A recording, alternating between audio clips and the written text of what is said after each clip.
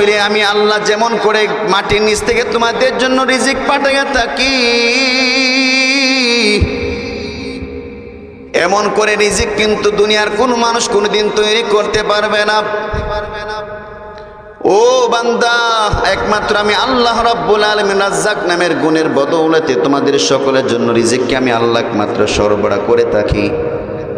আমি আল্লাহ রাব্বুল আলামিন এই জন্য তোমাদেরকে বললাম, উবুদু রাব্বাকুম, তোমরা আমি আল্লাহ তাআলার ইবাদত তোমরা করো। যদি আমি আল্লাহ রাব্বুল আলামিন ইবাদত করে যদি তোমরা আমি আল্লাহ তাআলার কুদরতি দিলটাকে যদি নরম বানাইতে পারো, আমি আল্লাহ অতীত জীবনে এমন কিছু বান্দা ছিল যারা ইবাদত করে আমি আল্লাহ পাকের কুদরতি দিলটাকে ঠান্ডা বানাইয়া দিয়েছে। ওই বান্দাটা একজন নিম্ন ফ্যামিলির হওয়ার পর আমি আল্লাহ তাআলা একমাত্র ইবাদতের বদৌলতে আমি আল্লাহ তাকে অনেক সম্মান মর্যাদাপূর্ণ ব্যক্তির তালিকাতে তার নামটুকু উঠাইয়া দিয়েছি। এ বান্দা একবার বিলাল হাবশির দিকে তাকাইয়া দেখো, দে বিলাল হাবশির ঘর নাই, বাড়ি নাই,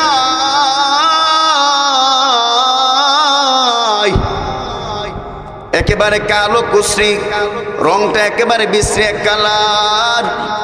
বিলাল হাবশির মতন একজন ব্যক্তি যার কোনো ঠিক ঠিকানা নাই, একজন উমাইয়া নামক মালিকের অধীনে যে ব্যক্তিটা গোলাম হিসাবে দুনিয়াতে চলাফেরা করেছে, যার পরিচয় এইটাই। হযরত আবু বকর সিদ্দিক রাদিয়াল্লাহু তাআলা আনহু বিলালকে উমাইয়ার সেই নির্যাতনে থাবা থেকে আবু বকর সিদ্দিক তাকে মুক্ত করেছিলেন, আজাদ করেছিলেন। এই জন্য আবু বকর সিদ্দিক রাদিয়াল্লাহু তাআলা আনহু বিলালকে আজাদ করার পরে আমার আল্লাহর নবী বিলালকে এমন একটি মর্যাদাপূর্ণ আসনের মধ্যে বসিয়েছেন, কিয়ামতের কঠিন ময়দানে আমার আল্লাহর নবী বললেন যে বিলাল হাবশির মতন মুয়াজ্জিন যারা হবে কিয়ামতের কঠিন ময়দানে হাজার হাজার নেককার বান্দাদের মধ্য থেকে এই সমস্ত মুয়াজ্জিনদের গলাগুলো অনেক লম্বা এবং উঁচা হবে। বলেন সুবহানাল্লাহ। কয়েক টন খাবারের প্রয়োজন হয় একটা নীল তিমির, তাহলে যদি কয়েক টন খাবার যদি একটা নীল তিমির প্রয়োজন হয়, নীল তিমি আপনার আমার মতন 8 ঘন্টা 12 ঘন্টা ডিউটি করে না, তার যদি খাবার আমার আল্লাহ পাক তাকে যদি গভীর সমুদ্রের মধ্যে পৌঁছে দিতে পারে, তাহলে আমরা যদি আল্লাহ পাককে ডাকি আর যদি আমরা হালাল যে ওসিলাগুলো আছে সেগুলো যদি অন্বেষণ করি, হারাম পথ থেকে যদি বেঁচে থাকি, সুদ ঘুষ জিনা ব্যভিচার এবং অত্যাচার দুর্নীতিবাজ মানুষের মাল আত্মসাৎ করা থেকে বেঁচে থাকতে পারি, তাহলে আল্লাহকে আমাদের ছোট্ট পেটটা তিনি পালার মতন ক্ষমতা তিনি আছে না নাই? জোরে বলতে হবে, আছে না নাই? তাহলে কেন আমরা হারাম পত্রা বাছাই করলাম? কেন আপনি সুদের পত্র আপনি বাছাই করলেন? আপনি না মুসলমান? ঘুষের পত্র আপনি কেন বাছাই করলেন? আপনি তো একজন মুসলমান, নবীর উম্মত, নবীর আশিক। তাহলে বোঝা গেল নীল তিমির ভরসা আমার আল্লাহর উপরে শতভাগ থাকলেও এই আশরাফুল মাখলুকাত মানুষের বিশ্বাস একই না আল্লাহর উপরে শতভাগ নাই। এই জন্য আজকে এ দশা। প্রিয় ভাইয়েরা আমার, কষ্ট হইতেছে আপনাদের? ভাইয়েরা আমার, এখন দুনিয়াতে আসার পরে এই বান্দা ওই যে আদম নবীকে যখন আল্লাহ পাক জান্নাতে তৈরি করেছে, তখন আল্লাহ পাক সমস্ত ফেরেশতাকে যখন ফরমান জারি করলো, হুকুম জারি করলো, সমস্ত ফেরেশতারা আমার আদম নবীকে সিজদা করো। সিজদাটা কিন্তু এখন আমরা যে নামাজে সিজদা করি এই সিজদা না, ওইটা হলো আপনার তাজিম সিজদা। তো আল্লাহ পাক আদম আলাইহিসসালামকে বললেন, সমস্ত ফেরেশতাকে হুকুম করলেন যে আমার আদম তাকে তোমরা তাজিমি সিজদা করো, মাথা ঝুঁকাইয়া সম্মান জানাও। সবাই সম্মান জানিয়েছে, একজন সম্মান জানা নেই, তার নাম হলো ইবলিস। আমার আল্লাহ পাক রব্বুল আলামিন তার আলোচনাটা এভাবে আলোচনা করেছেন। আমার আল্লাহ পাক বলছেন, ওয়াইদ কুল্লা লিল মালাইকাতি ইসজুদু লিআদম ফাসাজাদু ইল্লা ইবলিস। আল্লাহ রব্বুল আলামিন বলেন, ও আমার দুনিয়ার বান্দা বান্দিরা, এই কালিকচ্ছ এলাকার মুসলমান, আমি যখন জান্নাতের মধ্যে আদম নবীকে তৈরি করে সমস্ত ফেরেশতাকে যখন আমি আল্লাহ হুকুম দিলাম তোমরা আদম নবীকে সম্মানের জন্য তার সামনে মাথাটা ঝুঁকাও, সমস্ত ফেরেশতারা আমি আল্লাহর হুকুমটার সাথে সাথে তারা পালন করেছে। একজন মাত্র জিন জাতির মধ্যে ইবলিস ছিল, সে শুধু আমি আল্লাহর হুকুমটুকু ওই মুহূর্তে পালন করে নাই, আবা ওয়াস্তাকবারা, সে অস্বীকার করলো এবং অহংকার করলো, ওয়া কানা মিনাল কাফিরিন। আল্লাহ বললেন এরপরে সে যখন আমি আল্লাহর হুকুমকে সে যখন অস্বীকার করলো, এসে কাফেরদের মধ্য থেকে সে হয়ে গেছে, আমি আল্লাহ তাকে বললাম ফাইন্নাকা রাজিম। আল্লাহ তখন ইবলিসকে বলল, ইবলিস শোনো, তুমি যেহেতু আমার হুকুম মানো নাই, জান্নাত থেকে এই মুহূর্তে তুমি বের হয়ে যাও, তুমি বিতাড়িত, তোমাকে তাড়িয়ে দেওয়া হয়েছে। ইবলিস তখন ডেকে ডেকে বলে, মাওলা তুমি যদি আমাকে জান্নাত থেকে তাড়াইয়া দাও, তাহলে আমি তোমার কাছে কয়েকটা সুযোগ চাই। একটা সুযোগ হলো ফাআনদিরনি ইলা ইয়াউমি ইউবাসুন, আমাকে কিয়ামত পর্যন্ত আমাকে হায়াত দিতে হবে। ইসরাফিল যতদিন পর্যন্ত সিংহাতে ফু না দিবে, ততক্ষণ পর্যন্ত তুমি আমার হায়াতটাকে লম্বা বানাইয়া দিতে হবে। আল্লাহ বলেন, দিলাম তোকে হায়াত। এরপর বলেন, আল্লাহ তুমি আমাকে বনি আদমের রগের শিরায় উপশিরায় গোড়ার মতন সক্ষমতা তুমি আমাকে দিয়ে দাও। আল্লাহ বলে, দিলাম তোকে এমন ক্ষমতা।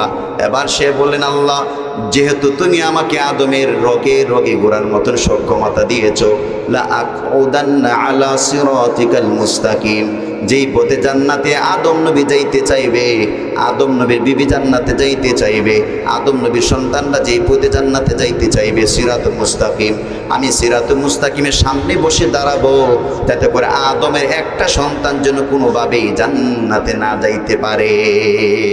নাউযুবিল্লাহ। এবার আমার আল্লাহ বলেন, ও ইবলিস, তুমি যেহেতু এই চ্যালেঞ্জ তুমি আমার সাথে করেছো, তুই আমার একটা ছোট্ট মাখলুক, আমি তোকে রজিম বললাম, তুই আমার দরবার থেকে সম্পূর্ণ বিতাড়িত। যেহেতু তুই আমার সাথে চ্যালেঞ্জ দিয়েছিস, আমার বনি আদমকে জান্নাতের পথ থেকে তুই জান্নাতের পথের মধ্যে তুই চলতে দিবি না। এবার আমি আল্লাহ তোর সামনে আমি আল্লাহ স্পষ্টভাবে ঘোষণা প্রদান করে দিলাম, আমার বনি আদম, আদমের সন্তানরা যখন দুনিয়াতে আসার পরে, যখন দুনিয়াতে রঙিন চশমা পরে সে যখন বিভিন্ন হারাম কাজ করে ফেলবে, গুনার কাজ করে ফেলবে, চুরি করে ফেলবে, ডাকাতি করে ফেলবে, জিনা ব্যভিচার করে ফেলবে, ইয়াবা সেবন করে ফেলবে, বিভিন্ন পাপে যখন আমার গুনাহগার বান্দা যখন জর্জরিত, ওই মুহূর্তে বান্দার কানে যখন ওলামায়ে কেরামের প্রতিধ্বনি যখন তার কানে পৌঁছবে, কোনো নবী রাসূল যখন এর কোনো কথা যখন তার কানে পৌঁছবে, সে যদি ফানাজা ওই পথ থেকে সে চলে আসে, ওয়াস্তাগফারা, সে যদি আমি আল্লাহর কাছে ক্ষমা চাই, আমি আল্লাহ তাআলা তার জিন্দেগির সব গুনাহগুলো মাফ করে দিব। তুই সকালবেলা, দুপুরবেলা, সন্ধ্যা, রাতে, মধ্যরাত, শেষ রাত পর্যন্ত আমার বান্দার তুই গুনাহ করাইবি। আর আমার বান্দা যদি আমি আল্লাহকে যদি একবার চিনতে পেরে যদি ডাক দে, মাওলা দুনিয়াতে শয়তানের দুকায় এবং প্রণোচনায় পুরো অনেক অন্যায় অনেক নাফরমানি করে ফেললাম, আল্লাহ আমি বুঝতে পারি নাই, এখন তোমার কাছে ক্ষমা চাই। আল্লাহ তোমার কাছে ক্ষমা চাই, ওয়ালা ইয়াগফিরুয যুনুবা ইল্লা আনতা, তুমি ছাড়া আমার গুনাহগুলো কেউ মাফ করাইতে পারবে না। বান্দা যখন আমি আল্লাহর কাছে এমনভাবে ক্ষমা চাইবে, আমি আল্লাহ পাক রব্বুল আলামিন বান্দার গুনাহগুলো কেমন করে ক্ষমা করে দিব। ইবলিস তুমি ভালো করে শুনে রাখো, আমি আল্লাহ তাআলা আন্নী গফুরুর রহিম, আমি আল্লাহ তাআলা হলাম ক্ষমাশীল, আমি আল্লাহ তাআলা দয়ালু। বান্দার জীবনের সমস্ত গুনাহগুলোকে ক্ষমা করে দিয়ে বান্দার বদে আমলের খাতাটাকে আমি আল্লাহ নেক দ্বারা বদলাইয়া দিব। এমন ভাবে আমার আল্লাহ পাক রব্বুল আলামিন আমাদের উপরে দয়ার চাদরটাকে তিনি বানাইয়া রাখছেন। কালীগঞ্জের মুসলমান, আমার আল্লাহ পাক রব্বুল আলামিন এই জন্য বলছে, ওয়াতুবু ইলাল্লাহি জামিআন আইয়ুহাল মুমিনুন, এ আমার সমস্ত মুমিন বান্দার তোমরা শোনো, তুবু ইলাল্লাহ, তোমরা আল্লাহর কাছে তওবা করো সকলে একসাথে, আইয়ুহাল মুমিনুন, হে মুমিনেরা, লাআল্লাকুম তুফলিহুন, তাহলে তোমরা দুনিয়া এবং আখিরাতে সফল হয়ে যাবে। আমার আল্লাহ পাক রব্বুল আলামিন অন্য আয়াতে বলেন, ইয়া আইয়ুহাল্লাযীনা আমানু তুবু ইলাল্লাহি তাওবাতান নাসুহা, আল্লাহ পাক রব্বুল আলামিন বলেন, হে দুনিয়ার ঈমানদাররা, তুবু ইলাল্লাহ, তোমরা আল্লাহর কাছে তওবা করো, তাওবাতান নাসুহা, খাঁটি তওবা। জোরে বলেন, কি তওবা? তাওবাতান নাসুহা মানে খাঁটি তওবা, একেবারে পিওর বিশুদ্ধ এক তওবা, যে তওবার মধ্যে কোনো রকমের ভেজাল নাই, মুখে যা বলছে অন্তরে তাই। এটাকে তওবাতুন নাসুহা বলা হয়। এই তওবাতুন নাসুহার মধ্যে তওবাতুন নাসুহার ব্যাখ্যায় 4টা করা হয়েছে। তওবাতুন নাসুহা কাকে বলা হয়, খাঁটি তওবা কাকে বলা হয়? 1 নম্বর হইল আল ইকলাউ আনিয যামবি, বান্দা দুনিয়াতে আসার পর যে গুনাহ করেছে সে যদি খাঁটি তওবা করতে চায় তাহলে এখন থেকে সে গুনাহটাকে সে পরিহার করবে। আল্লাহ, অতীত জীবনে চুরি করলাম, ডাকাতি করলাম, চুরি করলাম, জিনা করলাম, ব্যভিচার করলাম, গান শুনলাম, আমি সুদ ঘুষের সাথে জড়িত ছিলাম, এখন থেকে সেই পাপটাকে পরিপূর্ণভাবে ছেড়ে দিয়েছি। কথা বুঝতে পারছেন? 1 নম্বরে আল ইকলাউ আনিয যামবি, গুনাহগুলোকে সম্পূর্ণ পরিহার করা। এমন না যে আজকে তওবা করছে আল্লাহ আমি আর করব না, কিন্তু আগামীকাল আবার ঠিকই এই অপরাধটা করছে, এটা কিন্তু না। 1 নম্বর আজকে থেকে আর যেটা ছাড়ছি। 2 নম্বর হলো আন-নাদমু আলা ফি'লিহি, অতীতে যে মন্দ, যে পাপাচার, যে খারাপ কাজ করছে এটার জন্য আল্লাহর কাছে লজ্জিত হওয়া, অনুতপ্ত হওয়া। আল্লাহ আমি কি করলাম, শয়তানের ধোঁকায় পড়ে আমি এত নাফরমানি তোমার করে ফেললাম। আল্লাহ জানেন আদম আলাইহিস সালাম যখন ওই যে ভুলে যখন আপনার গন্ধম গাছের ফল খেয়েছিলেন, আদম নবী দুনিয়াতে এসে প্রায় 300 বছর উপরে তিনি আসমানের দিকে তিনি লজ্জা এবং শরমে তিনি তাকাইতে পারে নাই। সুবহানাল্লাহ বলবেন না?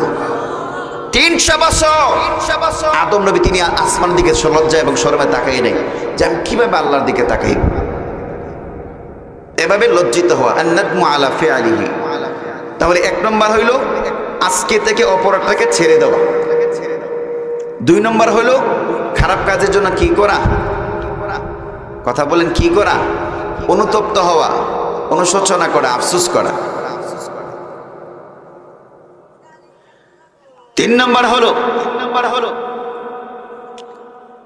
আজকের পর থেকে কোনোদিন আমি এই কাজটা করব না, এই ব্যাপারে দৃঢ় এক প্রতিজ্ঞাবদ্ধ হওয়া, শপথ গ্রহণ করা, আজকের পর আমি এই কাজ আর দ্বিতীয়বার করব না। 4 নম্বর হলো রদ্দুল হুকুক, যদি কোনো বান্দার সাথে আপনার অপরাধটা হয়ে থাকে, যদি এমন হয়ে থাকে যে আপনি একজন লোকের 1000 টাকা একদিন মেরে খাইয়েছিলেন, এটা কথার কথা বলতেছি, যদি এমন হয়ে থাকে তাহলে আপনি তার হকটা দিয়ে দিতে হবে। এমন হবে না যে আপনি আপনার বাইসাবের ক্ষেতের তার আলকাইটা আপনার ক্ষেত বাড়াইছেন, মসজিদে এসে তওবা করতেছেন, বিষয়টা এমন না। বরং আপনি যার ক্ষেতের আলকাইটা নিজের ক্ষেত বাড়াইছেন, আপনি তার কাছে গিয়ে বলতে হবে, ভাই আমি তো তোমার ক্ষেতের আলকাইটা আমি আমার নিজের ক্ষেত্রে বাড়াইছিলাম, আমি ভাই আজ থেকে তোমার কাছে ক্ষমা চাই, এবং তুমি তোমার যেভাবে আগে আইলটা ছিল এভাবে এখন থেকে হয়ে যাবে। অথবা একজন ব্যক্তির 5000 টাকা কোনো কারণে আপনি হয়তো বা আল্লাহ না করুন ধরেন আপনি তার 5000 টাকা আপনি মেরে খাইছেন, তাহলে তার কাছে বলতে হবে, ভাই আমি তো তোমার টাকাটা মেরে খাইছিলাম, ভাই তুমি আমার হয়তো মাফ করে দাও, আর তৌফিক থাকলে তার টাকাটুকু দিয়ে দেওয়া। তা এটাকে বলা হয় রদ্দুল হুকুক। কি বলা হয়? রদ্দুল হুকুক, মানে তার হকটা তার কাছে ফিরিয়ে দেওয়া। তাহলে আপনারা যদি আমার এই কথার সাথে উত্তর দেন আমি অনেক খুশি হব, ইনশাআল্লাহ আমি আশা করি এবং আমার কাছে ভালো লাগবে। বলেন তো চালে তওবা কটা জিনিসের সাথে সম্পৃক্ত? 4টা। 1 নম্বর হইল যে খারাপ কাজটা করতেছিল এটা এখন থেকে বন্ধ করে দেওয়া। 2 নম্বর হলো এটাই কাজে খারাপ কাজের জন্য সবসময় আল্লাহর কাছে আফসোস করা, অনুশোচনা করা। 3 নম্বর হলো ভবিষ্যতে করব না এই জন্য প্রতিজ্ঞাবদ্ধ হওয়া, শপথ গ্রহণ করা। 4 নম্বর হলো যদি এটা কোনো বান্দার হকের সাথে হয় তাহলে তার হকটা দিয়ে দেওয়া। যদি কোনো ভাই কোনো বোনের হক মেরে থাকেন তাহলে বোনের হকটা দিয়ে দিতে হবে। কোনো ভাই যদি কোনো ভাইয়ের হক মেরে থাকে তাহলে ভাইয়ের হকটা দিয়ে দিতে হবে। কোনো বোনও যদি কোনো ভাইয়ের হক মেরে থাকে তাহলে বোনও তার ভাইয়ের হকটা দিয়ে দিতে হবে। কোনো চাচা তার ভাতিজার হক নষ্ট করলে সেখানে চাচা তার ভাতিজার হক দিতে হবে। কথা বলেন ঠিক কিনা? এই 4টা জিনিসের সমন্বয়ের নাম হইল তওবাতুন নাসুহা, খাঁটি তওবা। এবার আল্লাহ পাক রব্বুল আলামিন বলেছেন, এমন যদি তোমরা করতে পারো তাহলে আমি আল্লাহর পক্ষ থেকে তোমাদের বরাবরই ঘোষণা হচ্ছে। আল্লাহ পাক বলেন, আসা রাব্বুকুম আইয়ুকাফিরা আনকুম সাইয়্যাতিকুম, তাহলে আশা করা যায় তোমাদের রব, তোমাদের প্রতিপালক আল্লাহ, তুমি যে পাপগুলো করেছিলে, যে পাপের কারণে তোমার আমলনামাগুলো পরিপূর্ণ হয়ে গিয়েছিল, তোমার রব তোমার এই পাপের কারণে যে আমলনামাটা পরিপূর্ণ হয়ে গিয়েছিল, এই তুমি তওবাতুন নাসুহা, খাঁটি তওবা করার কারণে আমার আল্লাহ পাক রব্বুল আলামিন তোমার সেই খারাপ আমলনামাটাকে নেক দ্বারা তিনি পরিপূর্ণ করে দিবেন। এরপরে আমার আল্লাহ বলেন ওয়াইদখিলাকুম জান্নাতিন তাজরি মিন তাহতিহাল আনহার। ও বান্দা, শুধু তোমার নেকের আমলনামাটা, বদের আমলনামাটাকে নেক দ্বারা পরিপূর্ণ করে আমি আল্লাহ শুধু ক্ষান্ত থাকতে চাই না। ওয়াইদখিলাকুম জান্নাতিন তাজরি মিন তাহতিহাল আনহার, আমি আল্লাহ পাক রব্বুল আলামিন তোমাকে এমন একটা জান্নাতের মধ্যে প্রবেশ করাবো যেই জান্নাতের নিচ বা পাদদেশ দিয়ে আমি আল্লাহ পাক নহর প্রবাহিত করে রেখেছি, ঝর্ণা প্রবাহিত করে রেখেছি।